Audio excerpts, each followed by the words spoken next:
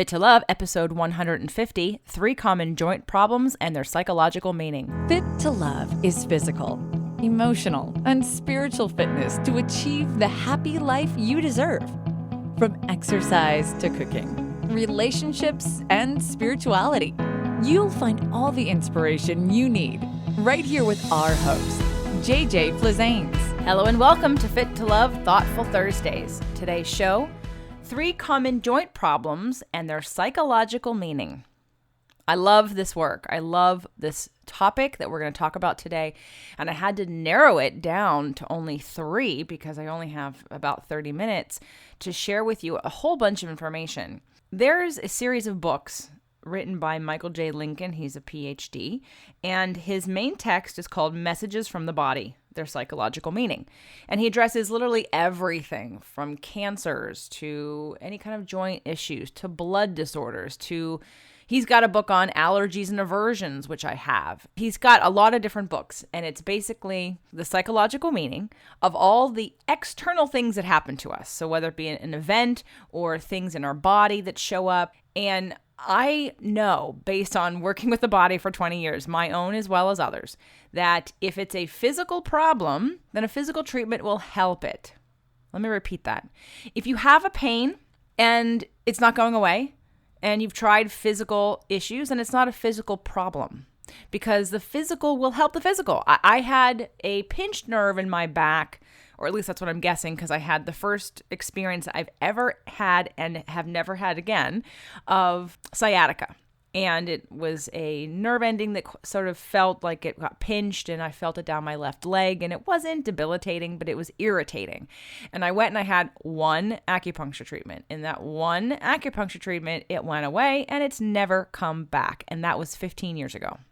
So in the case of you've fallen down and your body has trauma and there's injuries to heal, and maybe my bones are out of alignment and I have an adjustment, or I have some kind of inflammation and again I get acupuncture or some kind of physical treatment that helps that, or if I've damaged myself and I've damaged the muscle and I rehab that muscle back into wellness.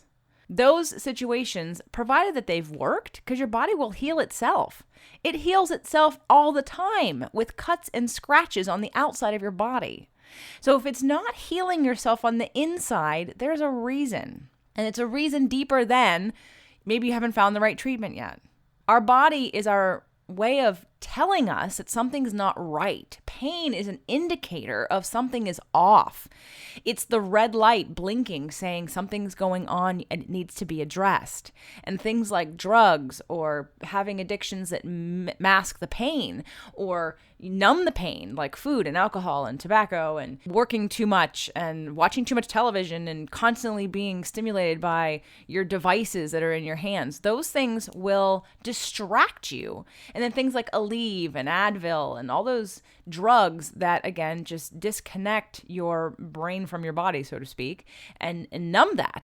Those aren't going to, in the long run, help you actually uncover what's going on. Now, I understand there are a lot of people who don't want to know what's going on. And hopefully none of you are listening to my show. Hopefully everybody who's tuned in right now has some bit of curiosity about why a certain pain that you have isn't going away. And that you understand the concept that if it's a physical problem, then a physical treatment really would work. I've done at least 2 shows. I know I have more, but episode number 76, it was a Wellness Wednesday, How I Healed My Back Pain, was an interview I did years ago with a friend of mine who had debilitating back pain. And he had x-rays to prove it. Long story short, was not a physical problem, even though he had physicians and surgeons telling him it was a physical problem. But then he had physical therapy and yoga and Pilates and massage, and I don't even know if he did acupuncture, but nonetheless, it's a great show to go listen to, number 76, How I Healed My Back Pain. A show I recently did, episode number 141, The 7 Spiritual Laws of Abundance. Moira and I talk about her 7 years of debilitating back pain, literally being paralyzed for 7 years, and how 5 surgeries did not work.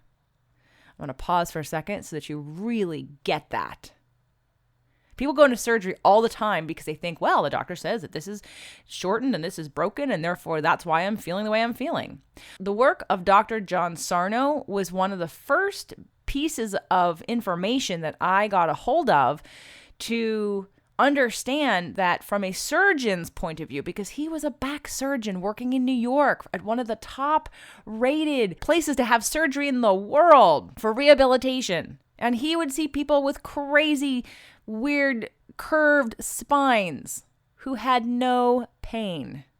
And then people with perfectly aligned spines who had debilitating pain. And over the years, he just realized that this surgical procedure for back pain wasn't working because it wasn't about the structure. It wasn't about the physical part. So I have this gigantic book, and what I would love for anyone who's listening, if you've got a specific ailment or a joint that I'm not going to cover, send me a note, either privately, info@invisiblefitness.com, or you come to the page. I'd love you to come to the page, fit2love.tv, and comment below, because then other people who have the same similar issue might also be curious, and I can do another show. Louise Hay has done Heal Your Body A to Z, or You Can Heal Your Life. Both of those books are the same book, just in different titles, that go over all of the emotional and psychological reasons for different problems in our physical body.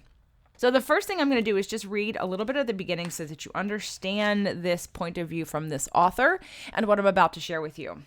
Bodily functioning is a continuous adaptation process to our external and internal environments that is operated by the brain, which in turn reflects the contents of the mind, the emotions, and the soul.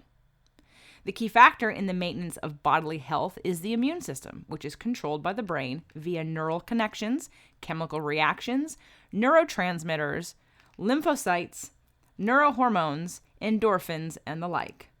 Through these linkages, what is going on in our consciousness is continuously affecting our body and vice versa. In many ways, the body and the mind imitate and imprint each other. Ultimately, of course, consciousness underlies and is the final determinant of everything, and the body reflects this vividly. It should be noted that in this regard, that consciousness will be used here to refer both awareness and unaware processes and phenomena, as well as what is happening in our brains and in our souls. The key factor in all of this is thought form or pattern of consciousness in the mind and soul, which affect the body via the processes described above. When something is awry in our consciousness, the body is the place where our consciousness problem, that is precipitating the disorder, is played out. Illnesses, ailments, disorders, and damages in our bodies therefore represent the final warning system regarding the things in which we are caught up that are causing us significant, serious, and perhaps even lethal outcomes. These messages from the body point to what needs to be tracked and modified in our emotional, cognitive, behavioral, evolutionary, spiritual system. Symptoms and syndromes express what we are unconscious of, as well as what we are shoving into our shadow. The shadow is that part of us where things that were and are not acceptable to us and or to those around us are regulated. This is especially true during the intensely impressionable childhood period, where at the beginning in particular, we tend to put God's face on the parents and other significant caretakers and relationships. What the symptoms and syndromes of illness and disorders often represent, then, is a de-evolution of the shadow shoving process in which we are refusing to integrate our qualities or needs into our consciousness and lives due to severely repressive, suppressive, exploitive, and or abusive reactions to these aspects of our nature when we were children.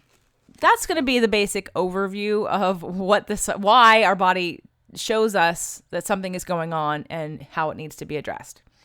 So the top 3 common joint problems that I'm going to talk about today in brief, because there's a lot of information on each of them, is back pain, shoulder pain, and knee pain. I'm going to give you the highlights.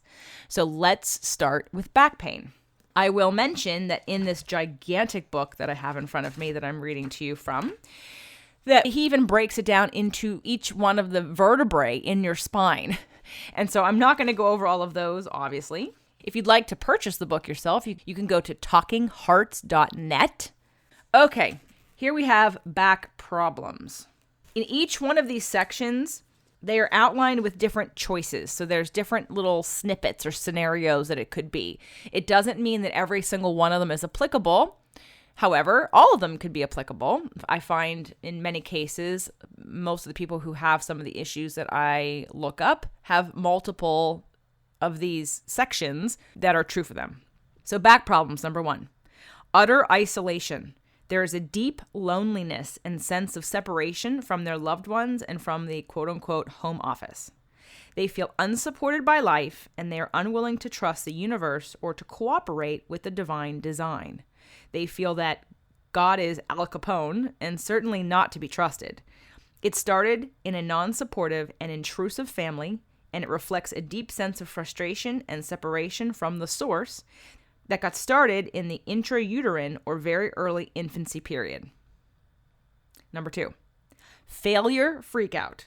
There is a real fear of losing on both the pragmatic and the ultimate planes. As a result, they are intensely self-determining and willful, and they refuse to give up their control or power. They are, in effect, a super self-sustaining and self-contained island unto themselves, and they have great difficulty and conflicts with intimates. They feel they have to protect themselves against threats and assaults, and they feel that they have to shield off the heart area from further hurt. They also feel that they want people to get off their back. They are the product of an intensely competitive and sibling rivalry generating family. Number 3, I don't see me being it. They tend to dump their unacceptable qualities, feelings, functionings, and deeds behind them, so they can't see them. And then they have the experience of having a bad back. It comes from growing up in a denial-dominated dysfunctional family.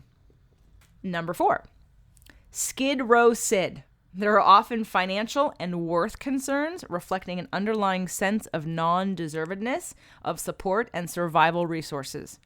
They have trouble dealing with emotional issues, and they feel overloaded with emotional responsibilities. They were, in effect, excluded from their family emotionally while being held accountable for the emotional difficulties in their family. Number 5, will issues. They experience many conflicts of will with others and within themselves. They are either dominating of others or over-dependent on others, both of which indicate a poor self-image and a sense of not being deserving of support. There is a conflict between their conscious and their unconscious, originating in conflicts with their parents or parent stand-ins. Now, from here, we've got lower back problems, right lower back, middle lower back, left lower back, cancer of the lower back. We've got upper back, right upper back, middle upper back, left upper back, broken back. So there's a lot of different options for back. The only thing I'm going to read, because it is very common, is lower back. And there are 4 different options under lower back. So number 1, overloaded. This is their pivotal point from all body movements. Their leverage fulcrum for strength and the anchoring area for action. It's the balance beam for the body. It is also the foundation floor on which everything is built in the way of being in the world. Their basic emotional support, financial sustenance, and physical substance and sense of security are located here. When problems develop in this area, it means there is an imbalance of power, an unequal exchange of energy, an experience of interfering interventions, a sense of things being out of harmony. There results a feeling of injustice and of being overburdened and undersupported. Indeed, there's a strong sense of insufficient support and a great deal of agitation over finances, with a considerable resentment over that. There is a notable amount of grief over lack of basic support, both currently and in their childhood. There's a significant need for nurturance being displayed with lower back problems. They were, in effect, abandoned at an early age emotionally. Incidentally, this pattern can also develop or be precipitated or activated in response to growing older. Number 2, financial freakout. There's a fear of financial failure about money, and they have a deep insecurity over basic support. They feel at risk on the survival level, and there are concerns about the need for protection. They are full of self-doubt, competence, anxiety, and worth concerns, and they are having problems with the lack of the will or strength to overcome the obstacles they face. They are success avoidant out of fear of abandonment annihilation that was built in during their early childhood. They feel at risk on the survival level because their home was not supportive and it was overloaded with excessive demands in their childhood. Number 3, run amok anxiety. They find their situation of lack of connection and support painful and heavy, and they want to run away as they suppress a desire to attack. They are therefore into over-control for fear of release of aggression and of the misuse and abuse of power. They come from a family who was into blame-throwing and accusation as accountability avoidant strategy. Sexual shame. They are guilt-ridden about sexuality due to sexploitive parenting and to demands that they never commit to themselves or to anyone or anything outside the family. They are over-responsible, self-condemning, depressed, and despairing. So as you can see, we have a fully loaded 2-page just on general back problems and lower back problems. So if any of this resonated for you, the question might then be, well, what do I do about it? And that's going to be the answer at the end of the show, because of course, with all of the things I'm going to uncover today and share with you about these different joint problems, you may resonate with a lot of it. You may say, absolutely, that happened to me. So now what? Well, the first step is the awareness that the problem that you're having, while it may be tempered and temporarily find relief in doing these physical things we talked about, acupuncture, chiropractic, massage, physical therapy, homeopathy, which, by the way, I'm a fan of all of them. It's when the use of them does not create healing. When the use of them does not create healing, permanent healing, then you haven't been healed. So the energy of it is still there. And we've talked about that on Understanding and Healing Addictions. It was a Freedom Friday with Lynn Boutrous. It's one of the best shows. I think it's episode 82, Understanding and Healing Addictions. I'd listen to that one too, because especially if you're coming into a certain level of consciousness and awareness, and prior to this, you kind of just thought, well, something wrong with my physical body. And there might be. But again, if you don't get healing with your attempts at healing it, then it isn't a physical issue that needs to be remedied. And your body is going to continue to give you signals until you handle it. And if you never handle it, it just also may move. It may move from one joint to the next joint. It may turn into some other dis-ease because it's going to keep getting bigger and bigger until you deal with it. That's sort of what happens in the body. That's the way we're built. It's beautiful because it's your warning sign. And sometimes a lot of us are so resistant to looking at some of these things because they're not comfortable and we don't want to have bad memories and we don't want to experience it again. I get that. I do. But get that on the emotional, energetic side, just because you don't want to deal with it doesn't mean it's going to go away. And shoving it under the rug, in that analogy, think of it in terms of the physical world. If every piece of dirt in your house or outside you didn't want to deal with or get rid of, you put literally under a rug, right? Then eventually you're not going to be able to see the rug. The list is going to be so high and the pile up underneath the rug is going to be so high, it doesn't go away. So I'm all about embracing because really I know what it feels like to get to the other side. And all I can tell you is it's so much freer. It's so much better. It feels amazing. Yes, you have to walk through the muck, maybe, potentially. But embracing having emotions is why we're alive. We're here to feel. That's why we have these. Our emotions are our GPS system for how well we're doing in the world. And if we're constantly feeling badly, then it's a call for help to do something different. Okay, enough of that soapbox for this 5 next seconds. We're going to move to shoulder pain. And I will tell you that a lot of back pain comes from repressed anger. Let's just simplify this down to repressed rage. It's not anger that you think of when it's situational and something you got angry and you feel it in the moment. This is repressed rage, and most likely because you don't know what to do with it, or you're afraid of releasing it. So you push it down. And you can actually push down emotion with healthy things. You can push down emotion with exercise. You can push down emotion with meditation. You can push down emotion with yoga. So all of those behaviors, again, are not necessarily going to serve you if you're doing it to suppress. So before we get to shoulder pain, I do need to take a break and thank our sponsors. If you are like most people who struggle with overeating, you may feel powerless over your habits and urges to eat. Powerless over what and how much you eat. Break the vicious cycle of emotional eating and take back your power over food with Dr. Lisa Gelper. Dr. Lisa Gelper has helped thousands discover their own power over food and help them to win freedom from the obsession and defeat that haunt yo-yo dieters, emotional eaters, and those who just hope to lose some weight. Visit her site at poweroverfood.com to read her articles, watch her videos, sign up for her monthly email tips, and check out her current classes. Again, that's poweroverfood.com. Is your website working for you? If it's not, and you're frustrated with your brand, website, or current online results, Every Angle Media can help transform your existing business presence and build you a website that works when you're not working. Every Angle Media is a full-service web development firm that specializes in solving problems with open-source solutions.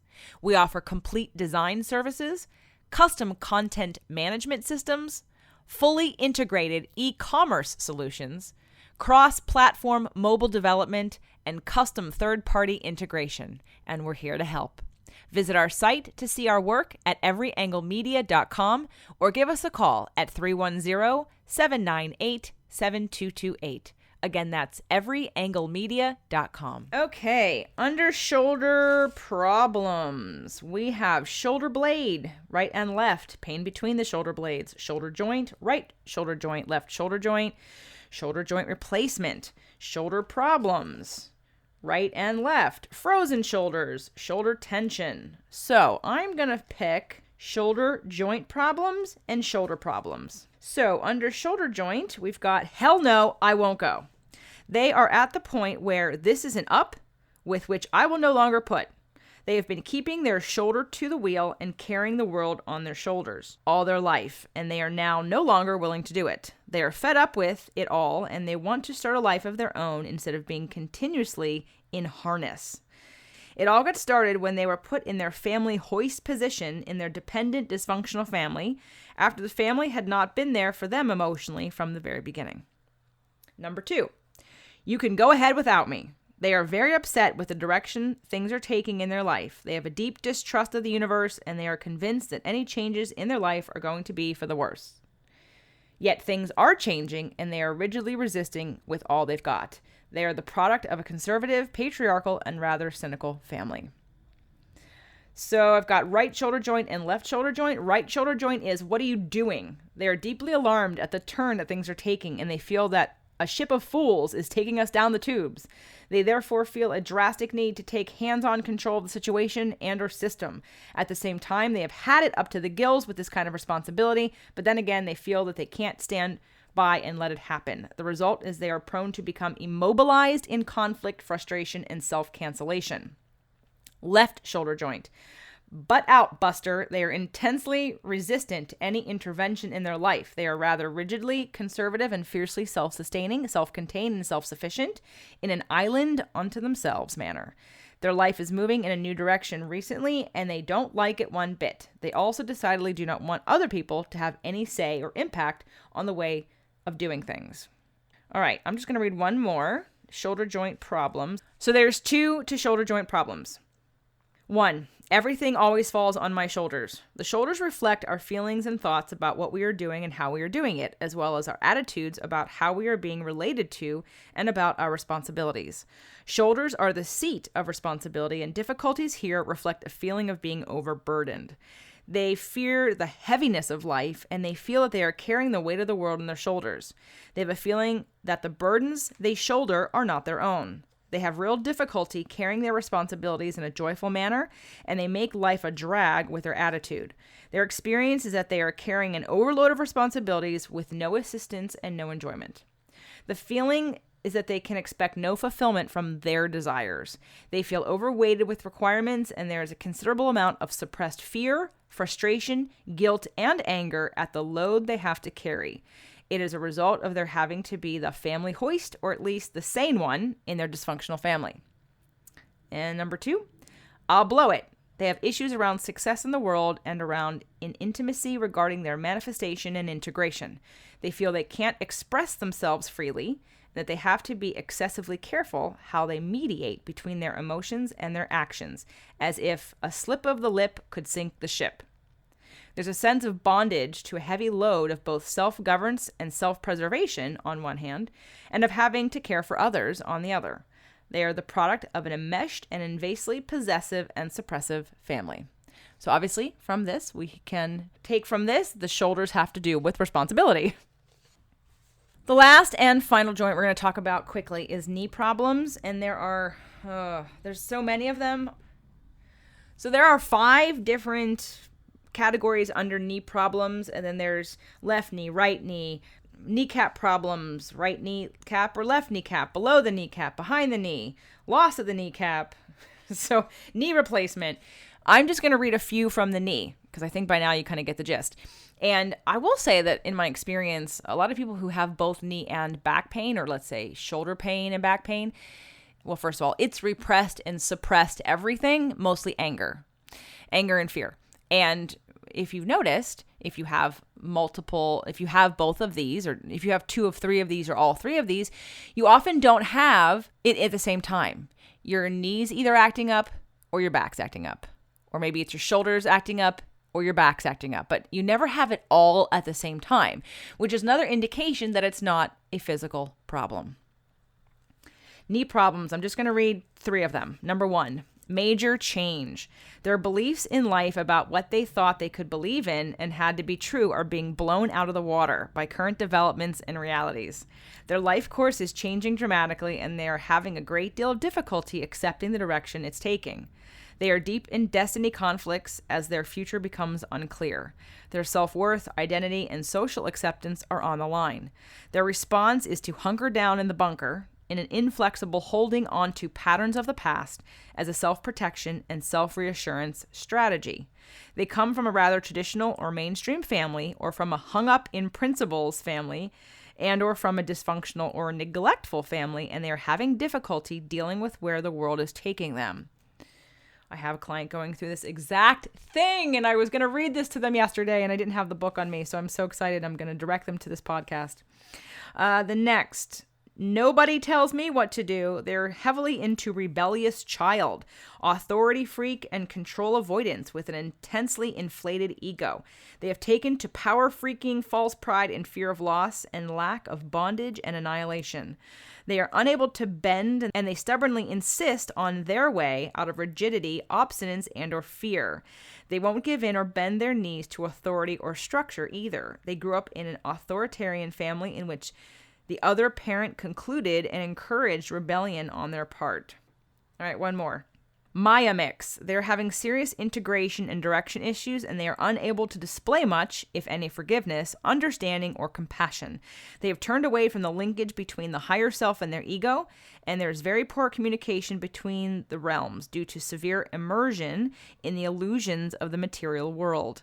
The result is a deep distrust of the universe and an unwillingness to bow to God's will and authority, or to bring their higher self in contact with the earth through kneeling. Their formative experience led them to conclude that the spiritual and larger reality worlds were a fiction, a humbug, or a destructive lie. So that's all I have time to share with you today on the 3 common joint problems and their psychological meaning. I am sure this was way more than you probably could even take in. So my recommendation would be to listen to this podcast a few times, take some notes, sit with it, think about it. If you want to buy the book, it's talkinghearts.net. It's a gigantic book. It's wonderful. He's got a lot of great stuff, but I am happy to share it, and I'm happy to talk about it, and I'm happy to explore it with you, because one of my goals and missions in life is to make that connection for people that your body is the instrument in which all things are processed, and it's your indicator, both emotionally and physically, of what's going on beneath the surface that we're not looking at. And my first company, Invisible Fitness, was invisible because everything that creates the visible is invisible. Our thoughts and our feelings create energy. Energy is invisible, yet everything is made of energy. So with that said, what can you do about this? Well, the first step is awareness. If you have heard something today that really resonates, that's the first thing to sit with. And then so far, I have provided multiple tools on this show that you can go back and use to help you start to process.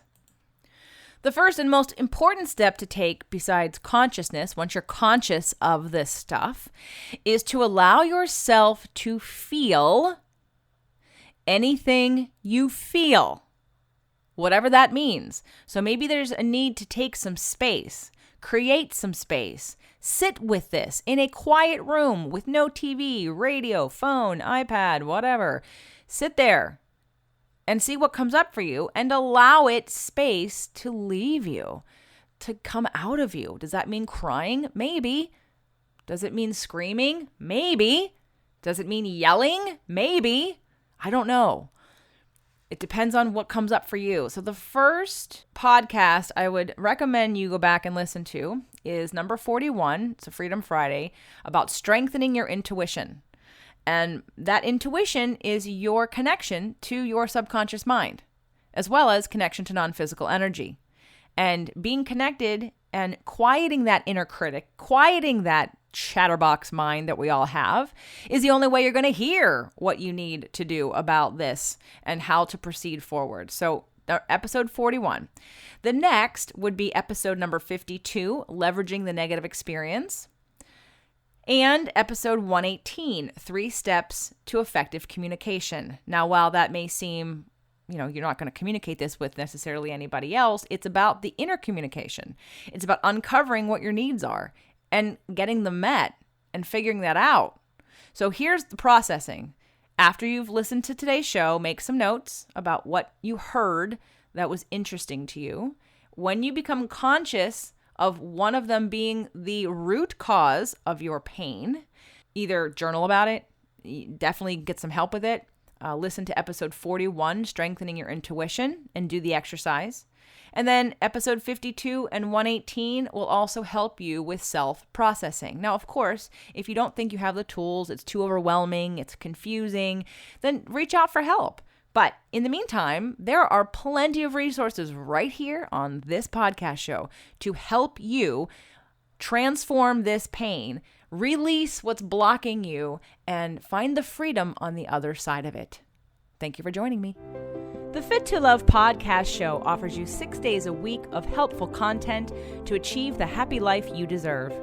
Movement Mondays and Tasty Tuesdays are weekly video casts, while Wellness Wednesdays, Thoughtful Thursdays, Freedom Fridays, and Sexy Saturdays are audio-only shows themed every week to address your holistic life and needs. If this show inspired you, we would love for you to share it and subscribe. Thank you so much for joining us today. Head on over to fittolove.tv for recaps of every show, resources, and to join the community. That's FIT, the number 2, LOVE.tv. Have a fit and fabulous day.